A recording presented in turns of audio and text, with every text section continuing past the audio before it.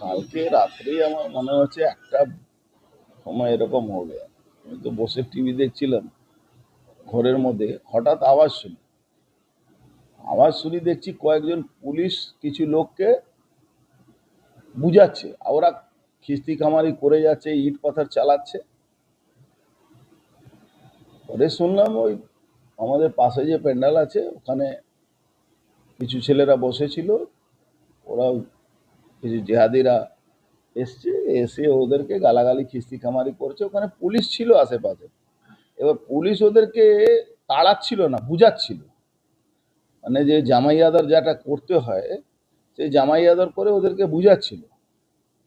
এবার আওয়াজ শোনার পরে আমি নিচে নেমেছি, আবার যত 2-3 মিনিট লেগেছে, দরজা তো বন্ধ ছিল, বাড়ির সামনে যে দরজা থাকে ওটা বন্ধ ছিল। ওই 2-3 মিনিট 4 মিনিট লেগেছে আমার বেরোতে। ততক্ষণ দেখছি কি পুলিশ পালাচ্ছে। তারপরে দেখলাম কি ওই এটা বম বলছে, বোম চলছে, বোম চালিয়েছে দেখবেন একটা, আমি ভিডিও দিচ্ছি এখন। ওই পুলিশের মোটরসাইকেল ছিল, ওর সামনেই বোমটা পড়েছে, পুলিশ পালাচ্ছে। এবার ওখানে পাশে সঞ্জয় গাড়ি নাকি ভেঙে দিয়েছে, তখন ওটা আমি খেয়ালও করিনি, আমি দেখিও নি, কারণ অনেক রাতের ব্যাপার তো। কিন্তু আমি যখন নামার পরে ওরা পালাতে শুরু করেছে। আমি তাড়া করতে করতে ওদেরকে নিয়ে যাই ওই সঞ্জয়ের বাড়ি যেখানে আছে ওখানে। ওরা বোম আর গুলি ফায়ার করছে, পালাচ্ছে। পুলিশ বেচারা বেচারা পুলিশদেরকে আমি ভিডিও দিচ্ছি কিভাবে বেচারা পুলিশ পালাচ্ছে, মানে ভাবতেই পার।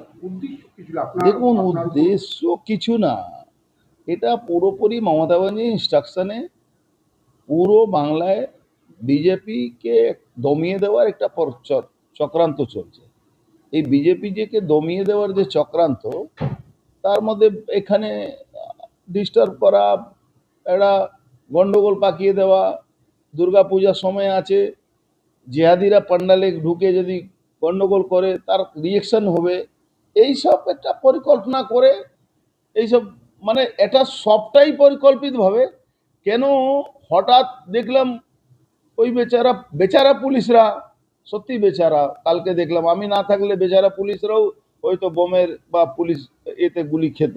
বেচারা পুলিশরা, এই নিচে লেভেলে বেচারা পুলিশরা খুব প্রবলেমে আছে। আমার অফসোস হচ্ছিল ওদেরকে নিয়ে বেশি। বুঝতে পারছেন কি অবস্থা পুলিশের আছে।